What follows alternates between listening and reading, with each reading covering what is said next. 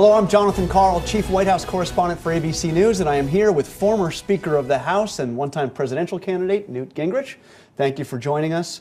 And because all politics is social here at This Week, we have put out some questions here, or asked for some questions on Facebook and Twitter, and I've got some for you if you're ready. All right.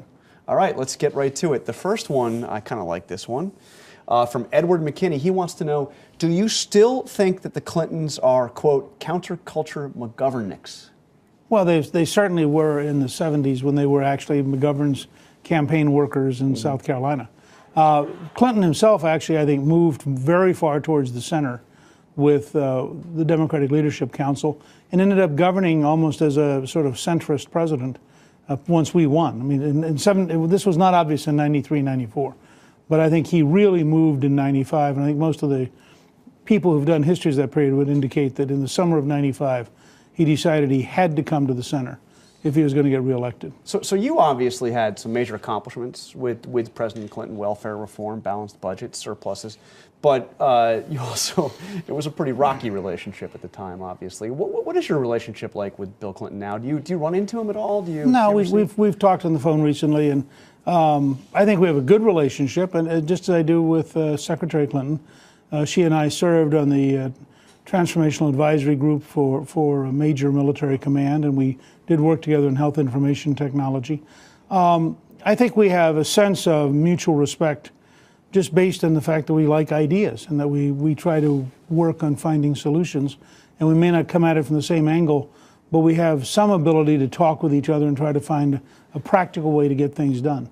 And there is a certain freedom with being a former president and a former speaker. I think there is, although we were actually able to work, once we got through the initial year and a half of learning how to deal with each other, we got a lot done for about 2.5 years. It was mostly pretty practical. I mean, very tough negotiating, but pretty practical stuff. Now, Pat Roberts asks, when do you plan to retire from public speaking? I imagine that's not on the horizon anytime soon. I can't quite imagine doing it. First of all, I like doing things like this show, and I like giving speeches. And this coming Friday, I'm going to do an hour-long lecture on the internet from Mount Vernon about Washington and what he meant and so forth. So I like doing things like that.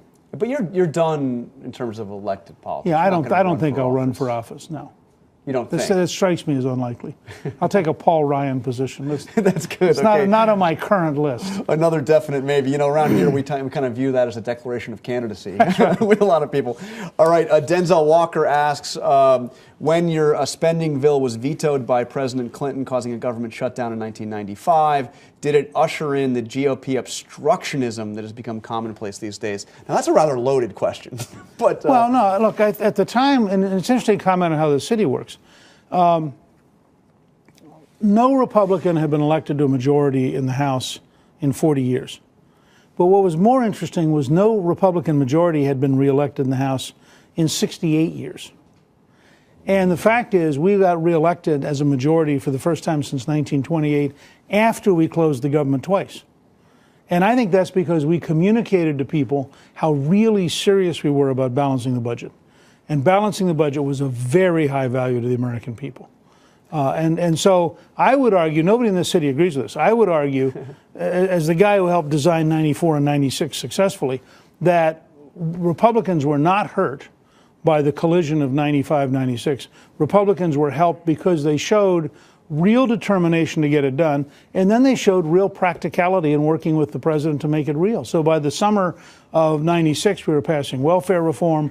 We had passed a substantial reduction in domestic spending, and we were making real reforms in Medicare. But based on your experience and what happened in 95, you now have Republican leaders to a person saying, "Oh no government shutdown. We're not going to do that. No. Are they wrong to rule that out?" Of course they're wrong. Wow.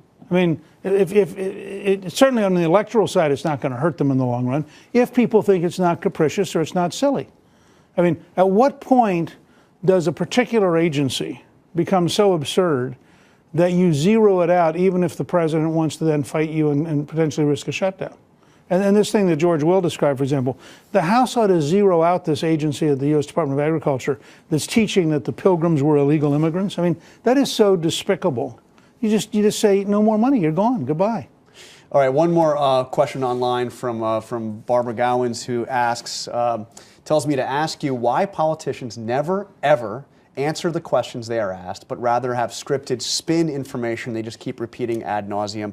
She says this goes for all parties. It might be a little harsh, but we do. I mean, well, in my case, I think we just went through a whole series of questions that I answered directly. Yeah, but you're no longer a no, but I politician go back in and look office. at the campaign. In my career is a good example. Most of my career I've spent answering questions directly. Every once in a while you get in trouble answering questions directly. I will say you are a little different than most politicians on this. Most politicians are risk averse. Mm-hmm.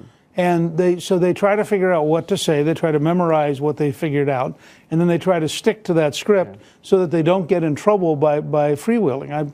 I personally have never found that very interesting. And nobody ever accused you of relentlessly sticking to the script. That's exactly right. So very quick lightning round, 3 questions. iPhone or BlackBerry? iPhone. Favorite movie this year? This year, probably Argo. Argo was great, wasn't it? And comfort food? What is your favorite? Italian. Any Italian food. All right. Newt Gingrich, thank you very much for joining us. You can follow us on Twitter and also at abcnews.com/thisweek. Thank you for watching. Thank you, Speaker Glad to be Gingrich, here. for taking time to talk to us again.